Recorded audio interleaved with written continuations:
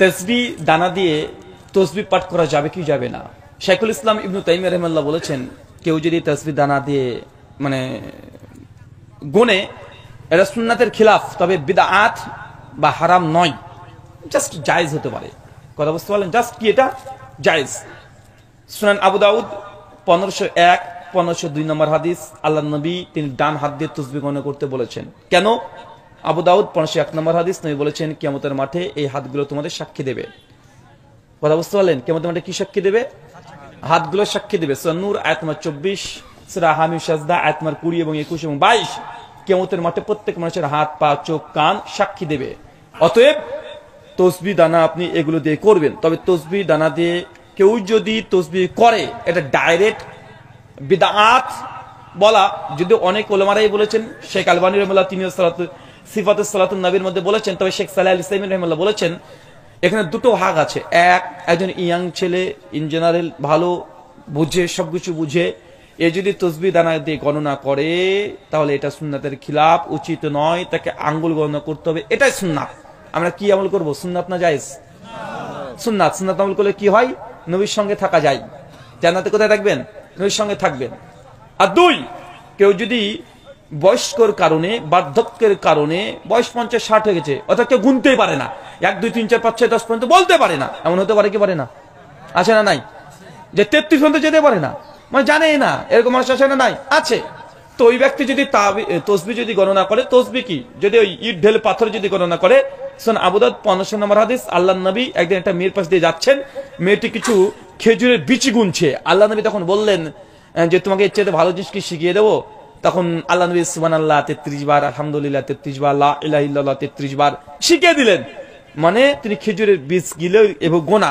তো এই যে খেজুরের বীজ গোনার যে হাদিস, এই হাদিসকে কিছু উলামা যায়ীফ বলেছেন, কিছু উলামা সহিহ বলেছেন। ইখতিলাফ আছে হাদিস নিয়ে, কেউ বলছে যায়ীফ, কেউ বলছে সহিহ।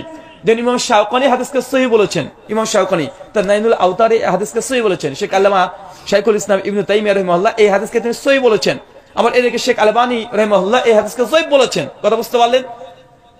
অনেকে যায়ীফ বলেছেন, অনেকে সহিহ বলেছেন। এই হাদিসের একজন রাবীর কারণে, ত্রুটিপূর্ণ একটা রাবী আছে, বেশ কয়েকজন আছে। তবে এখান থেকে শেখ সালেহ আল উসাইমিনের যে সিদ্ধান্ত, এটা আমার কাছে মনে হয়েছে সবচেয়ে বেটার। আর আমি এই ফতোয়ার পরে আমি ওই মনে করি যে এটাই হকের নিকটবর্তী। ইয়াং জেনারেল যারা গুনতে পারে তার জন্য হাত দিয়ে গণনা করবে, এটা সুন্নাত, এটা ফজিলত আছে। যারা গুনতে পারে না বা গুনতে গিয়ে ভুলে যায় বা বার্ধক্যের কারণে যেতে পারে না বা গুনতেই জানে না একদম, এমন মানুষ যদি তাসবিহ দিয়ে গণনা করে, তাদের জন্য কি বেদাত ফতোয়া দেবেন? কি জায়েজ? ওই পর্যায়ে পারে না। দুই, ওসুল, ইবাদত আর ইবাদতের উপকরণ দুটো ভিন্ন জিনিস। মাইকে আজান দেওয়া, এটা কি ইবাদত? ইবাদত না ইবাদতের উপকরণ? উপকরণ। এখন কেউ যদি মাইকে আজান দেয়, বেদাত। তাসবিহ গণনা করে নয়, তাসবিহ গণনা, সুবহানাল্লাহ, আলহামদুলিল্লাহ, লা ইলাহা ইল্লাল্লাহ, এটা পড়া, পাঠ করা, এটা কি ইবাদত? এটা কি ইবাদত।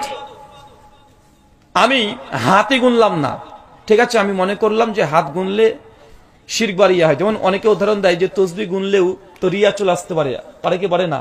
তো অনেক সময় হাত গুনলে তো রিয়া চলে আসতে পারে, পারে কি পারে না?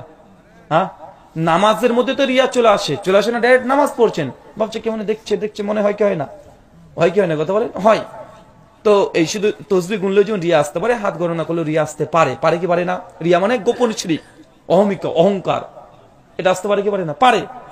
তো এখানে দ্বিতীয় একটা বিষয় মনে রাখবেন যে তাসবিহ গণনার ক্ষেত্রে আমার সংক্ষিপ্ত কোনো অ্যান্সার হয় না।